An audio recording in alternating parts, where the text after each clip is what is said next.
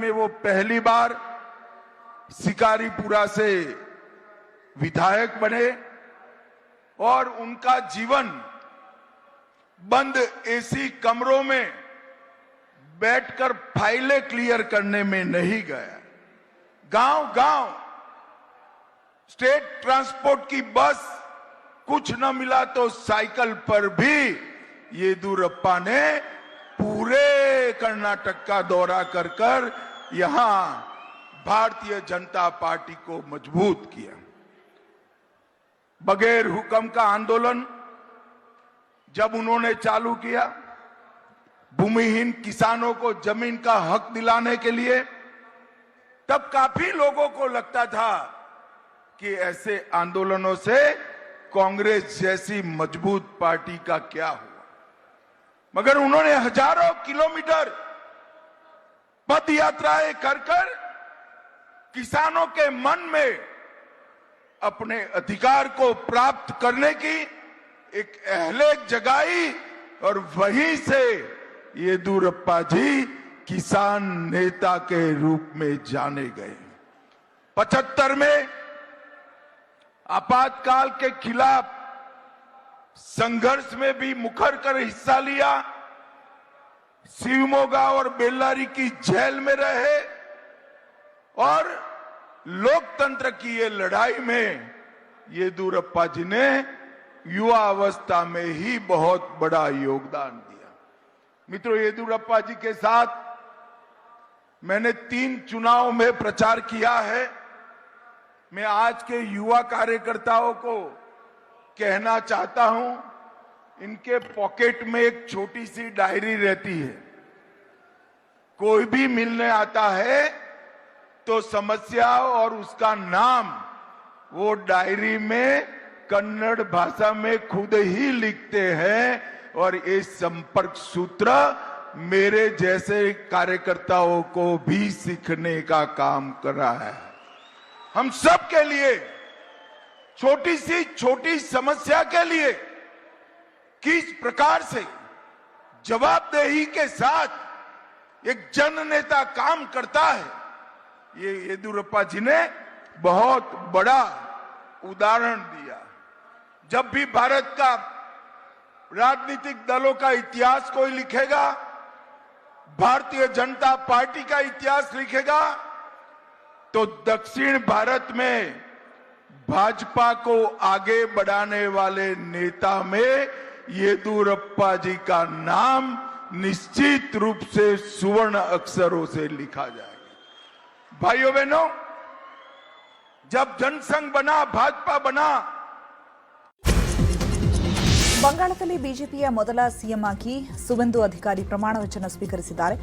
ಪೂರ್ವ ಮೇದಿನಿಪುರದ ಕಾರ್ಕುಲಿಯಲ್ಲಿ ಜನಿಸಿದ ಸುವೆಂದು ಹುಟ್ಟೂರಲ್ಲಿಯೇ ಶಿಕ್ಷಣಾಭ್ಯಾಸ ಮಾಡಿದರು. ಬಳಿಕ 1995ರಲ್ಲಿ ರಾಜಕೀಯಕ್ಕೆ ಎಂಟ್ರಿಯಾದಂತಹ ಅವರು ಗಾಂಧಿ ಪುರಸಭೆಯಲ್ಲಿ ಕೌನ್ಸಿಲರ್ ಆಗಿ ಆಯ್ಕೆಯಾದರು. ಬಳಿಕ 1998ರಿಂದ 2020ರಲ್ಲಿ ಟಿಎಂಸಿ ಸದಸ್ಯರಾಗಿದ್ದರು. ಬಳಿಕ 2006ರಲ್ಲಿ ಕಾಂಟೈ ದಕ್ಷಿಣ ಕ್ಷೇತ್ರದಿಂದ ಟಿಎಂಸಿ ಪಕ್ಷದ ಎಂಪಿಯಾಗಿ ಸೇವೆ ಸಲ್ಲಿಸಿದರು. 2020 ಡಿಸೆಂಬರ್ 19ರಂದು ಟಿಎಂಸಿ ತೊರೆದು ಬಿಜೆಪಿ ಸೇರ್ಪಡೆಯಾದರು. 2026ರಲ್ಲಿ ಮಮತಾ ಬ್ಯಾನರ್ಜಿ ವಿರುದ್ಧ ಸ್ಪರ್ಧಿಸಿ ಭರ್ಜರಿ ಗೆಲುವು ಸಾಧಿಸಿದರು. ಬಳಿಕ ಶಾಸಕಾಂಗ ಪಕ್ಷದ ನಾಯಕರಾಗಿ ಸರ್ವಾನುಮತದಿಂದ ಆಯ್ಕೆಯಾದ ಸುವೆಂದು ಅವರು ಇವತ್ತು ಬಂಗಾಳದ 9ನೇ ಮುಖ್ಯಮಂತ್ರಿಯಾಗಿ ಅಧಿಕಾರ ಸ್ವೀಕರಿಸಿದ್ದಾರೆ. ಪಶ್ಚಿಮ ಬಂಗಾಳದಲ್ಲಿ ಮೊದಲ ಬಿಜೆಪಿ ಸಿಎಂ ಆಗಿ ಸುವೆಂದು ಅಧಿಕಾರಿ ಪ್ರಮಾಣವಚನ ಸ್ವೀಕಾರ ಮಾಡಿದ್ದಾರೆ. ಇನ್ನು ಸುವೆಂದು ಜೊತೆಗೆ 5 ಸಚಿವರು ಪ್ರಮಾಣವಚನ ಸ್ವೀಕರಿಸಿದರು. ನಿತೀಶ್ ಪ್ರಮಾಣಿಕ್, ಅಗ್ನಿಮಿತ್ರ ಪೌಲ್, ಅಶೋಕ್ ಕೀರ್ತನಿಯಾ, ಕ್ಷುದಿರ್ ರಾಮ್ ತುಡು, ದಿಲೀಪ್ ಘೋಷ್ ಪ್ರಮಾಣವಚನ ಸ್ವೀಕಾರ ಮಾಡಿದ್ದಾರೆ. ಇನ್ನು ಕಾರ್ಯಕ್ರಮದಲ್ಲಿ ಪ್ರಧಾನಿ ಮೋದಿ, ಅಮಿತ್ ಶಾ ಸೇರಿ ಎನ್ಡಿಎ ಸರ್ಕಾರಗಳ ಎಲ್ಲ ಸಿಎಂಗಳು ಭಾಗಿಯಾಗಿದ್ದರು. নির্বাহের জন্য যে রূপ আবশ্যক হইতে পারে তদ্ব্যতিরিকে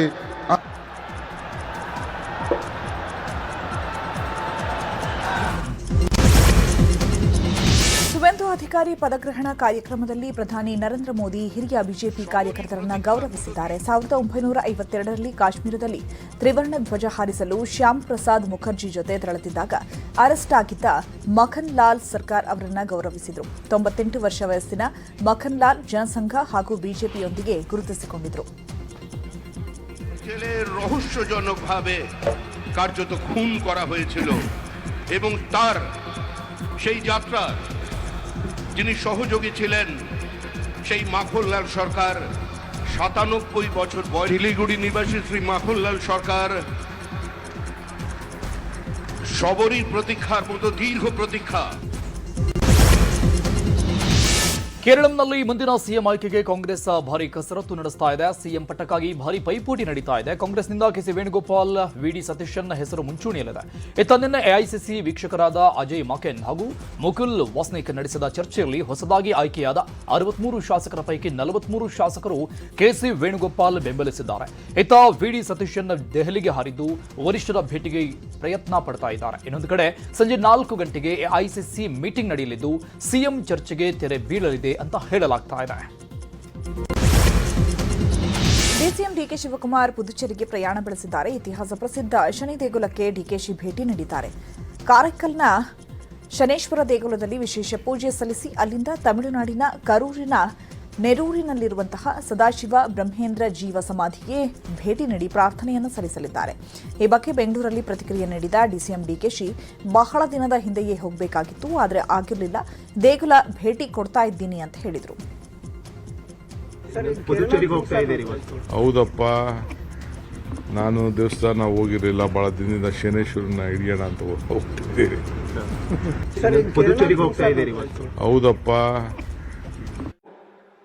दुनिया के नक्शे पर ग्लोबल टेक हब के रूप में रखने के लिए भी येदियुरप्पा जी को वर्षों तक याद किया जाएगा.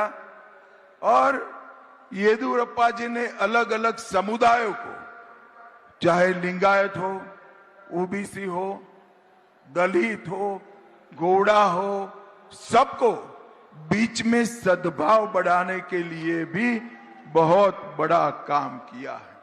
और मैं एक बात फिर से सार्वजनिक रूप से स्वीकार करना चाहता हूं, जिसका मैं साक्षी हूं. 2014 में देश में पहली बार पूर्ण बहुमत की सरकार बनी. मोदी जी प्रधानमंत्री बने, मंत्रिमंडल बन रहा था, मैं भाजपा का महासचिव था. अचानक गुजरात भवन पर सुबह एक कागज आया. वो कागज येदियुरप्पा जी का था कि मेरी प्रायोरिटी कर्नाटक है, कर्नाटक में फिर से भाजपा सरकार बनानी है, मुझे मंत्रिमंडल में मत रखिएगा. भाइयों बहनों, मैंने ऐसे भी लोग देखे हैं जो मंत्री बनकर राज्य में मुख्यमंत्री बनने का प्रयास कर रहे हैं, मगर येदियुरप्पा जी ने मंत्री पद ठुकराकर भाजपा के आंदोलन को लीड कर राज्य में मुख्यमंत्री बनने का निर्णय किया. ये बहुत बड़ी बात है मित्रों. भारतीय जनता पार्टी ने भी देश के किसानों के लिए ढेर सारे काम किए. मैं इसमें बहुत डिटेल जाना नहीं चाहता. आज का दिन येदियुरप्पा जी का है. येदियुरप्पा जी ने 50 साल तक कर्नाटक और देश के सार्वजनिक जीवन की सेवा करने का काम किया है. और मैं तो मंच पर चढ़ते ही ये मंच देखकर आनंदित भी हुआ और आश्चर्यचकित भी हुआ. एक ही मंच पर इतने सारे स्वामी जी, हर संप्रदाय के स्वामी जी आज यहाँ पर उपस्थित है. ये येदियुरप्पा जी के प्रति सबका सम्मान कितना है, इसका परिचायक है. मैं येदियुरप्पा जी को अंत में बहुत बहुत शुभकामनाएं देना चाहता हूं. आप शतायु हो, आपका स्वास्थ्य अच्छा रहे और लंबे समय तक आप कर्नाटक भारतीय जनता पार्टी का मार्गदर्शन करते रहे, यही मेरी शुभकामना है. और जो युवा कार्यकर्ता किसी भी दल के हो, जो राजनीतिक क्षेत्र में काम करना चाहते हैं, वो सभी को भी मैं अपील करना चाहता हूं कि येदियुरप्पा के जीवन से हम सबको जरूर कुछ न कुछ सीखना चाहिए. ये अपील कर मेरी बात को वाणी को विराम देना चाहता हूं और अंत में इतना बड़ा समुदाय येदियुरप्पा जी के स्वागत के लिए यहां आया है और देश भर की जनता के मन में भी बंगाल में भगवा लहराने का परम आनंद है। मैं आज कर्नाटक के चित्रदुर्ग में इकट्ठा हुए सभी लोगों की ओर से बंगाल की जनता को हृदय पूर्वक नमन, प्रणाम और धन्यवाद कर मेरी बात को समाप्त करता हूं। वंदे मातरम। ಶ್ರೀ BS ಯಡಿಯೂರಪ್ಪ ಅವರ ಜೀವನವನ್ನ ಹಾಗೂ ಮುಕ್ತ ಕಂಠದಿಂದ ಶ್ಲಾಘಿಸಿದ್ದಾರೆ. ಈಗ Shri Amit Shah, I would request Shri Amit Shah ji to kindly accept the felicitations on behalf of the entire citizen fraternity. जोराದ ಚಪ್ಪಾಳೆಯೊಂದಿಗೆ जोरदार तालियों सज्जनों श्री अमित शाह जी बहुत बहुत धन्यवाद sir. You have taken time off and come here and be a part of Shri BS Yediyurappa ಅಭಿಮಾನೋತ್ಸವ.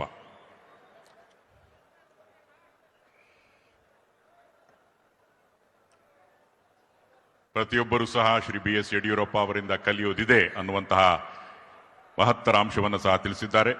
We would like to thank Shri Amit Shah ji for accepting the felicitation. ಬಂಧುಗಳೇ, Amit Shah G ಅವರಿಗೆ ಭಾರತ್ ಮಾತಾ ಕಿ. ವೇದಿಕೆ ಮೇಲಿರುವಂತ